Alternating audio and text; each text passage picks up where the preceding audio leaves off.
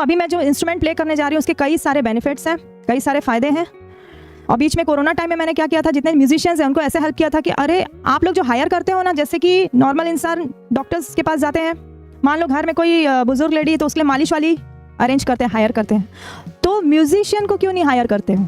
मेरा ये सवाल था, मैं मीडिया में भी कई बार पूछ चुकी थी कि म्यूजिशियंस फॉरेन में भी होता है, एक घंटे आप बैठो ना, अगर मान लीजिए ये बीमार है, अगर आपको कुछ बुखार है या कुछ है, आप किसी को क्यों नहीं बुला सकते हो? बुला सकते हो, आप उसके साथ अपने पसंद का गाना ही सुनो, आपका वो टाइम जो है ना पूरा आपका पूरा माइंड डाइवर्ट हो जाए, आप दीन दुनिया से पूरे डिटैच हो जाओगे और सिर्फ आप अपने आप पे फोकस रहोगे। वो छोटा छोटा फोकस आपकी लाइफ में अपने आप को रिपेयर करने के लिए बहुत ज़्यादा ज़रूरी है।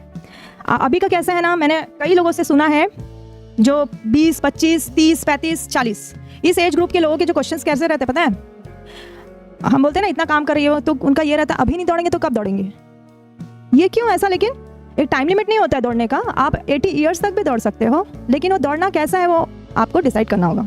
किस तरह दौड़ना है, बीमारी के साथ दौड़ना है कि स्वस्थ रह के दौड़ना है। और सबसे लास्टली, सबसे ज़्यादा इंपॉर्टेंट जो अवेयरनेस मैं करना चाहती हूँ वो है हेरिडिटरी बीमारी। सबसे कम एज में इतनी सारी बीमारी क्यों हो रही है? लोगों को हार्ट डिजीज हो रही है, डायबिटीज़ हो जा रही है, छोटे छोटे बच्चों को हो जा रही है। उसका रीज़न ये है कि हमारे जो दादा परदादा, माँ बाप साइड, इधर ब्लड रिलेशन, मामा चाचा बुआ, सब लोग के पास कुछ ना कुछ बीमारी का वो लोग लेके चलते हैं। वही चीज़ को हम लेके ट्रैवल करते हैं, हमारे डीएनए में सारी बीमारियाँ, कचरा रहता है। वो कचरा कब एक्सपोज होता है पता है आपको? जब हमारा इमोशनल लेवल ब्रेक होता है, इंटेलेक्चुअल ब्रेक होता है, उसके बाद जब तनाव, जब रबर बैंड जैसे खींच के जब थ्रेशोल्ड क्रॉस हो जाता है ना, उसके बाद वो बीमारी घुसती है आपके अंदर।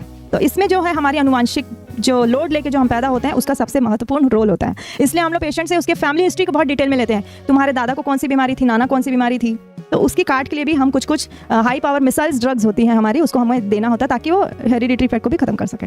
तो इस तरह का ये काफ़ी वास्ट साइंस है और मैं चाहती हूँ आप लोग स्वस्थ किस तरह रहे, उसके लिए आप 1-to-1 काउंसलिंग भी कर सकते हो।